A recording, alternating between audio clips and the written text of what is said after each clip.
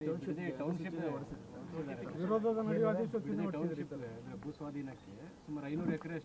Township ಅನ್ನು ಪ್ರಾರಂಭ ಮಾಡಿದ್ದು ಯಾರು ಇವರೇ?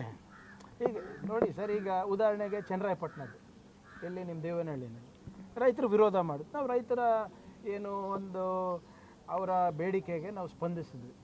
ಏನಪ್ಪ ಪರ್ಮನೆಂಟ್ ಗ್ರೀನ್ ಬೆಲ್ಟನ್ನು ನಾವು ಮಾಡಿದ್ವಿ, ಅದನ್ನು ಅಗ್ರಿಕಲ್ಚರಲ್ ಲ್ಯಾಂಡಿಗೆ. ಈಗ ಅವರೇ ಸ್ವಪ್ರೇರಣೆಯಿಂದ ಬಂದು ಕೊಟ್ಟಾಗ ನಾವು ಬೇಡ ಅಂತ ಅಲ್ಲ, ಇದೂ ಹಾಗೆ ಅಲ್ವಾ?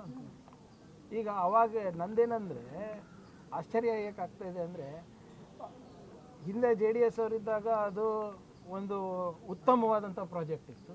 ಈಗ ವಿರೋಧ ಪಕ್ಷದಲ್ಲಿದ್ದಾಗ ಅದೇ ಪ್ರಾಜೆಕ್ಟನ್ನು ನಾವು ತೊಗೊಂಡು ಅದನ್ನು ಇನ್ನೂ ಅದರ ವ್ಯಾಪ್ತಿ ಹೆಚ್ಚು ಮಾಡಿ ಇನ್ನೂ ಒಳ್ಳೆ ಮಾಡಬೇಕು, ಉದ್ಯೋಗ ಅವಕಾಶಗಳು ಕಲ್ಪಿಸ್ಕೊಡ್ಬೇಕು ಅಂದಾಗ ಅದು ಸರಿ ಇಲ್ಲ ಅಂತ ಹೇಳಿದ್ರೆ ಹೇಗೆ?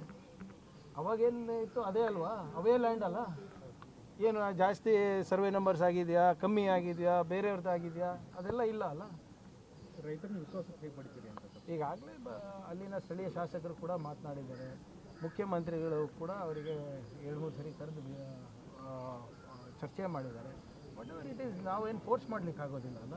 ಈಗ ನಿಮ್ಮ ಭೂಮಿಯನ್ನು ನಾವು ಕಸ್ಕೊಳ್ಳೋಕ್ಕಾಗ್ತದೆ? ಅದನ್ನು ನೋಟಿಫಿಕೇಷನ್ ಆಗಿರ್ತದೆ. ಇಫ್ ಎನಿ ಕಾನೂನಿದೆ ಎಲ್ಲದಕ್ಕೂ. ಅವ್ರಿಗೇನಾದರೂ ಹೌದಪ್ಪ ಕೊಡಲಿಕ್ಕೆ ಇಷ್ಟ ಇಲ್ಲ ಅಂದರೆ ಅವ್ರು ಹೋಗ್ಬೋದು. ಈಗ ಮೆಜಾರಿಟಿ ಅವರು ಕೊಡಲಿಕ್ಕೆ ತಯಾರಿದ್ರೆ that's why we have notified it. ಈಗ ನನಗಿಂತ ಚೆನ್ನಾಗಿ ನಿಮ್ಗೆ ಗೊತ್ತಿದೆ ಯಾರ್ಯಾರಿದ್ರ ಹಿಂದೆ ಇದ್ದಾರೆ ಅಂತ. ಈಗ ನನಗೆ ನಾನು ಹೇಳ್ದಂಗೆ ಅವ್ರು ಮಾಡಿದಾಗ ಮಾಸ್ಟರ್ ಸ್ಟ್ರೋಕ್ಗಳು, ನಾವು ಮಾಡಿದಾಗ ರೈತ ವಿರೋಧಿನ. ಪೊಲೀಸ್ ಸಿಬ್ಬಂದಿಗೆ ವಾರದ ರಜೆ ಸಿಗ್ತಿಲ್ಲ, ಅದಕ್ಕೆ ಹಿಂದಿನಿಂದ ಕೂಡ ಇರುತ್ತೆ ನೋಡಿ. ಅದು ಈಗ ಕೆಲವು ಜನ ಇವತ್ತು ಬಂದು ಮನವಿಗಳು ಕೊಟ್ಟಿದ್ದಾರೆ. ನಾನು ಕೂಡ ಅವ್ರಿಗೆ ಹೇಳಿದ್ದೀನಿ, ದಯವಿಟ್ಟು ಸ್ವಲ್ಪ ಟೈಮ್ ಕೊಡಿ.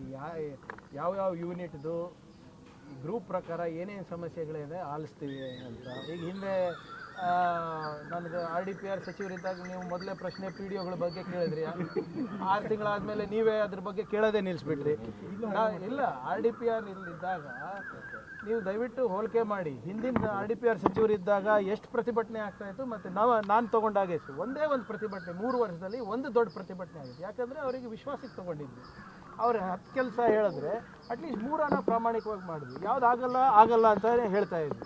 ಯಾವುದಾಗುತ್ತೆ ಅಂದರೆ ನಾವು ಮಾಡ್ತಾಯಿದ್ವಿ. ಈಗ 12 ವರ್ಷದಿಂದ ಅವ್ರ ಸೀನಿಯಾರಿಟಿ ಫಿಕ್ಸ್ ಆಗಿರಲಿಲ್ಲ. ನಾನು ಫಿಕ್ಸ್ ಮಾಡಿದ್ದೆ.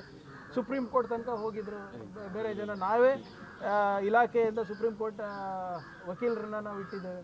ಸೊ ಯಾವುದೇ ಸಿಬ್ಬಂದಿಗಳ ಸಮಸ್ಯೆ ಇದ್ರೂ ಕೂಡ ಅದು ನಿವಾರಣೆ ಮಾಡಬೇಕು. ಅವ್ರು ಸಾಕಷ್ಟು ಒತ್ತಡದಲ್ಲಿದ್ದಾರೆ. ಯಾವುದೇ ಜಾತ್ರೆ ಇದ್ರೂ ಪಾಪ ಅವರೇ ಇರ್ತಾರೆ, VIP ಮೂಮೆಂಟ್ ಇದ್ದರೂ ಅವರೇ ಇರ್ತಾರೆ, ಹಬ್ಬ ಇದ್ರೂ ಅವರೇ ಇರ್ತಾರೆ, ಗಲಭೆಗಳಾದ್ರೂ ಅವರೇ ಇರ್ತಾರೆ. ಯಾರೋ ಕಾಶ್ಮೀರದಲ್ಲಿ ಒಂದು ಪೋಸ್ಟ್ ಹಾಕಿದ್ರೆ ಕರ್ನಾಟಕದಲ್ಲಿ ರಿಯಾಕ್ಷನ್ ಮಾಡಿದ್ರೆ ಅವರೇ ಇರ್ತಾರೆ.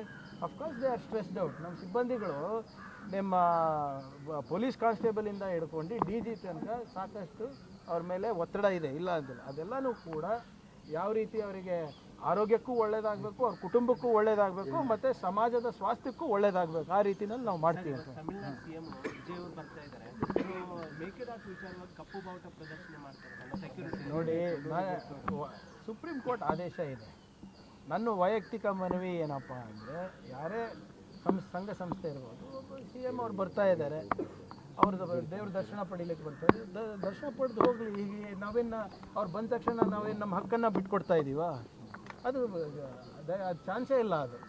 ಆ್ಯಂಡ್ ಆಲ್ರೆಡಿ ಸುಪ್ರೀಂ ಕೋರ್ಟ್ ಹಸ್ ಗಿವನ್ ಕ್ಲಿಯರ್ ಡೈರೆಕ್ಷನ್. ನಾವು ಅದ್ರ ಪ್ರಕಾರ ನಾವು ಮಾಡ್ತೀವಿ. ಅವ್ರ ಹಿತಾಸಕ್ತಿ ಕೆಲಸ ಮಾಡ್ತಾರೆ, ನಾವು ನಮ್ಮ ಹಿತಾಸಕ್ತಿ ಕೆಲಸ ಮಾಡ್ತೀವಿ. ನಮ್ಮ ನಾಡಿನ ಭಾಷೆ, ನೆಲ, ಜಲದ ಬಗ್ಗೆ ಯಾವುದೇ ರೀತಿಯಾದಂಥ ಕಾಂಪ್ರಮೈಸ್ ಇಲ್ಲ.